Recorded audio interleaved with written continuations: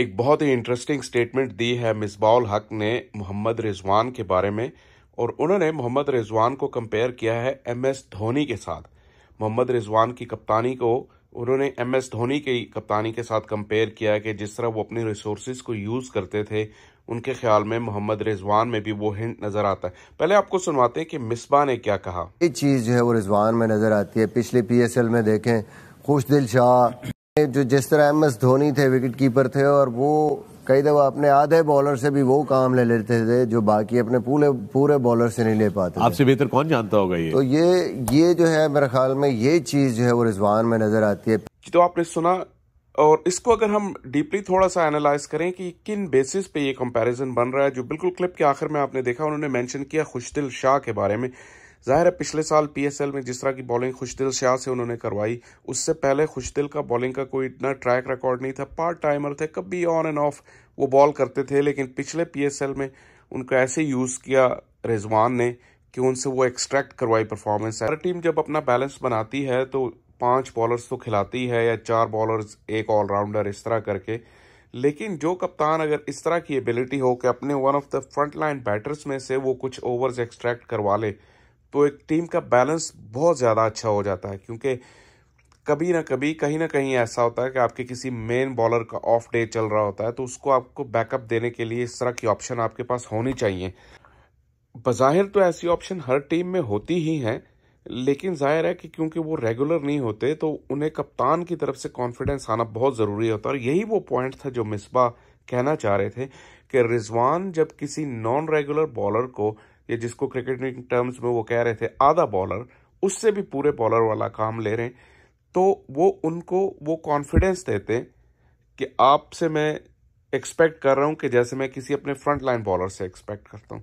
तो वो थोड़ा सा एक्स्ट्रा कॉन्फिडेंस आ जाता है। पार्ट टाइम बॉलर में जनरली हमने देखा है कि पार्ट टाइम जो बॉलर होते हैं वो 1 या 2 ओवर तो अच्छे कराते हैं, लेकिन फिर आगे स्पेल में जाकर कहीं ना कहीं वो लूज बॉलिंग करते हैं, और उनको वो जो पहले 2 ओवर होते हैं, 1 या 2 ओवर, उनका भी, जिसे कहना चाहिए, उनकी भी कसर निकल जाती है।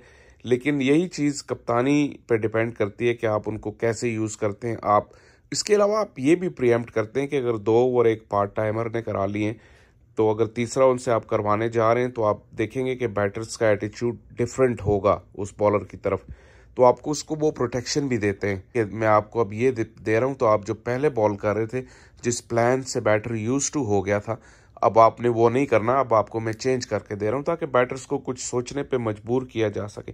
तो ये कप्तान की बहुत बड़ी अहलियत होती है। और ऑब्वियसली एमएस धोनी की अगर हम बात करें, तो एमएस धोनी तो इस चीज़ में बहुत ही माहिर थे। और जहाँ तक कंपैरिजंस की बात आई, तो हमेशा डिफरेंट कंट्रीज के एक्सपर्ट्स जो होते हैं या फॉर्मर प्लेयर्स जो होते हैं, वो करंट प्लेयर्स को कंपेयर करते हैं। एक स्टेज ऐसी आई थी जब इंडिया की टीम ऑस्ट्रेलिया में खेल रही थी, तो इयन चैपल ने एमएस धोनी को कंपेयर किया था जावेद मियांदाद के साथ, कि जिस तरह की वो रन चेज को मैनेज करते हैं, जिस तरह रन चेज में वो प्रेशर अपने ऊपर लेते हैं, रनिंग करते हैं, तेज विकेटों के दरमियान दौड़ लगाते हैं, और कैलकुलेट करते हैं कि कब उन्हें रोटेशन पे जाना है, कब बड़ी शॉट चाहिए, और कहाँ उनके बाउंड्री ऑप्शंस हैं। तो ये अर्ली ऑन एमएस धोनी का कंपैरिजन भी हुआ था मियांदाद के साथ। ओवरऑल अगर आप कंपैरिजन करें रिजवान और एमएस धोनी का, तो मेरे ख्याल एबिलिटी का तो कोई कंपैरिजन नहीं है, क्योंकि एमएस धोनी नेचुरली बहुत ज़्यादा टैलेंटेड थे, और बहुत शुरू से ही वो टैलेंटेड थे। अलबत्ता रिजवान विकेट कीपर तो शुरू से ही शानदार थे, लेकिन बैटिंग उन्होंने डेवलप की।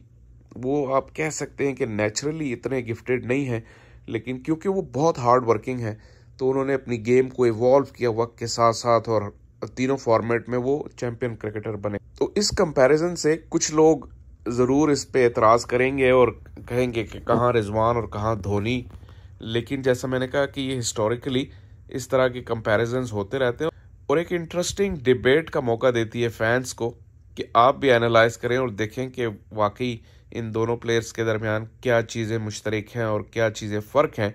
लेकिन इस बात में तो कोई शक नहीं कि एमएस धोनी ग्रेट प्लेयर थे, ग्रेट कप्तान थे, और मोहम्मद रिजवान भी बहुत ही शानदार और ज़बरदस्त प्लेयर हैं।